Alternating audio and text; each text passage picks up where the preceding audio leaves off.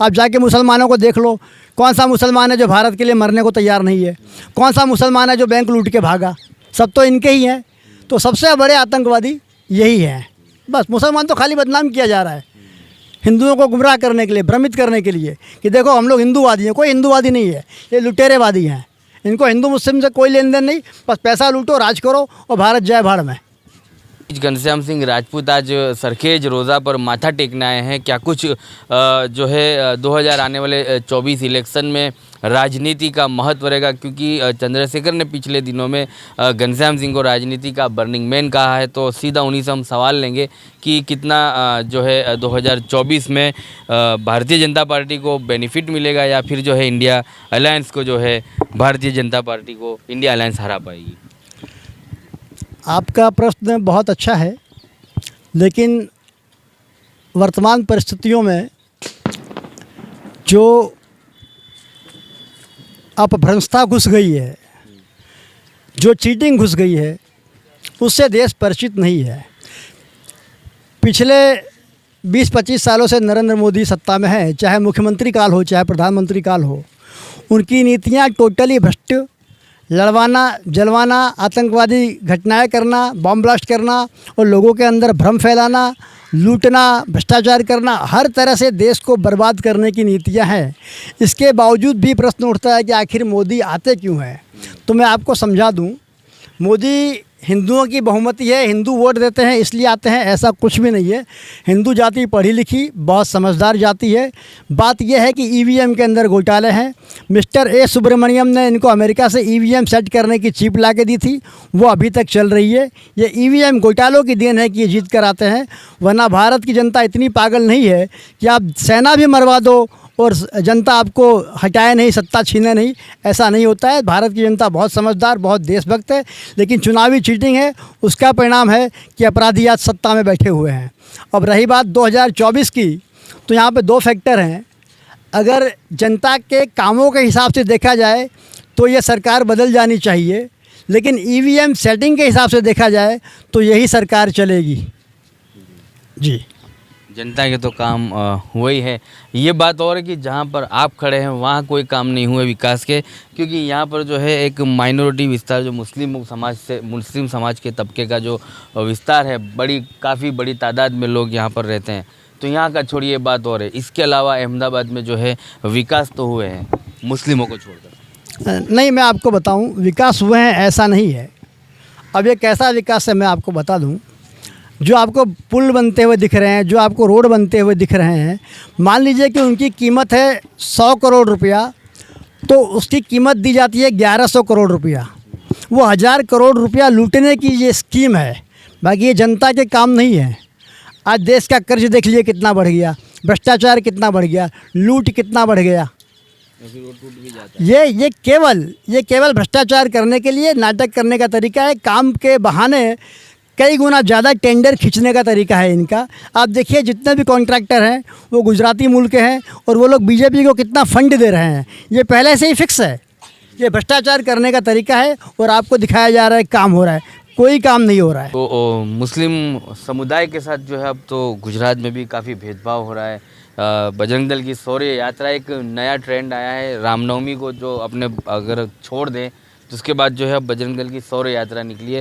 शौर्य यात्रा में दंगाई जो है पूरी तरह से शौर्य यात्रा लेके निकलते हैं, मुस्लिम बस्तियों में अभद्र नारे लगाते हैं और एक जो समुदाय को टारगेट करने के लिए, उकसाने के लिए उसे जो वहाँ से नारे लगाना, डीजे बजाना और फिर जो है पथराव की घटना शुरू करके बदनाम किया जाता है, दुकानें जलाई जाती है, जिस तरह से पिछले दिनों में नर्मदा जिला के सेलम्बा गाँव में हुआ था।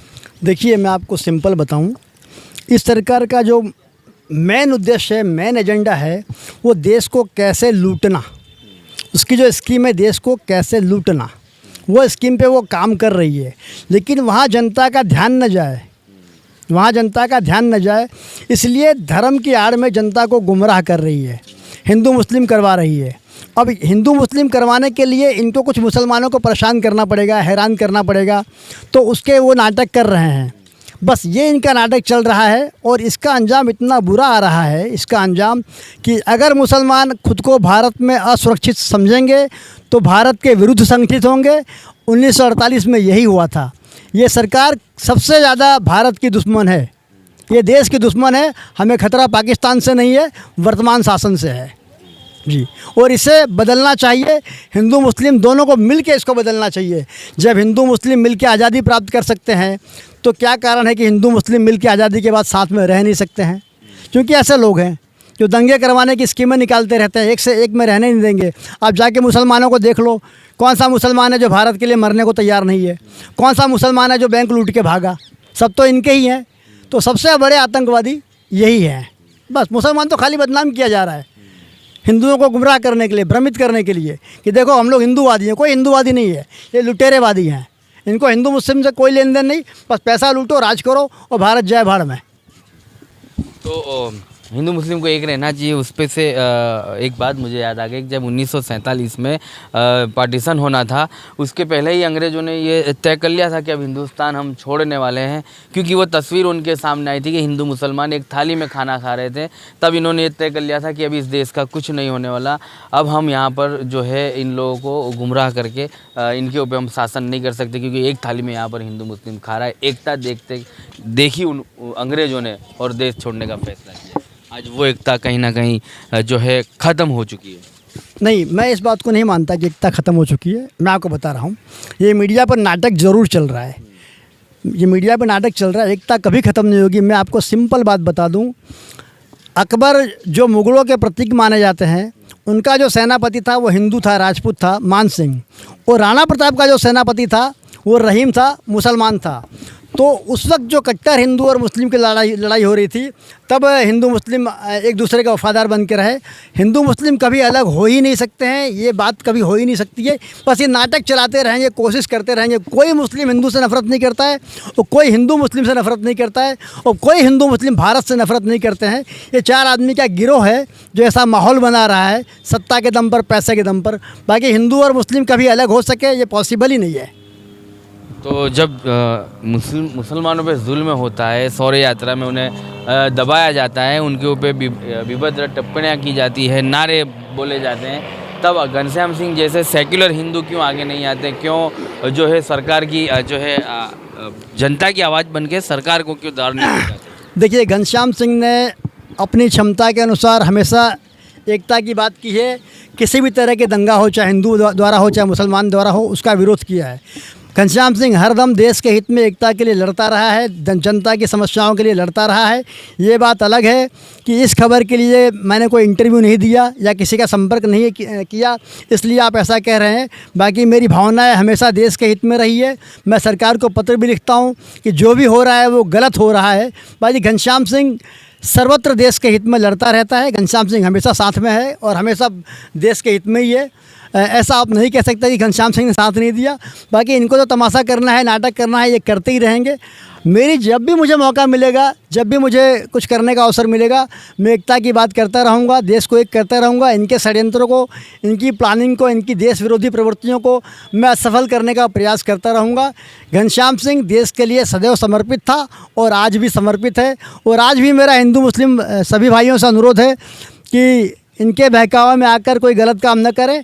ये देश हमारा है, हमारा था और हमारा ही रहेगा। तो अब आखिरी में क्या मैसेज देना चाहोगे गुजरात की आवाम को, देश की आवाम को, जनता को? जनता को यही संदेश देना चाहूँगा कि ये हमारे लिए शर्म की बात है कि कुछ अनपढ़ हमको भरमा रहे हैं, कुछ अनपढ़ हमको नचा रहे हैं। हिंदू हो चाहे मुस्लिम हो, भारत का प्रत्येक नागरिक मिलजुल के रहे, देश की मूल समस्याओं को समझे, अपनी एकता की ताकत को समझे और मेहनत करे, प्रयास करे। भले ईवीएम सेटिंग है, चाहे कुछ भी है, जब तक सत्ता हम बदल न दें तब तक हम सक्रिय रहें, राजकीय सक्रिय रहें। और जब सही सत्ता आती है तो देश का ऐसा माहौल बनाए कि ऐसी सत्ता दोबारा कभी देश में ना आने पाए। चलिए, तो ये थे घनश्याम सिंह राजपूत सरखेज रोज़ा पे माथा टेकने आए थे। और जब यहाँ पर मुलाकात हुई, हमने इंटरव्यू किया, बात की घनश्याम सिंह राजपूत से, काफ़ी सवालों पर, काफ़ी मुद्दों पर जो है इनसे चर्चाएं हुई, तमाम के जो है अच्छे से इन्होंने जवाब दिए और किस तरह से देश की आवाम को गुमराह किया जा रहा है, इस कौमी एकता को ख़त्म किया जा रहा है, इन तमाम मुद्दों पर घनश्याम सिंह से बात हुई। तो ऐसी ही तमाम खबरों को देखने के लिए आप तक समाचार को देखते रहिए। धन्यवाद।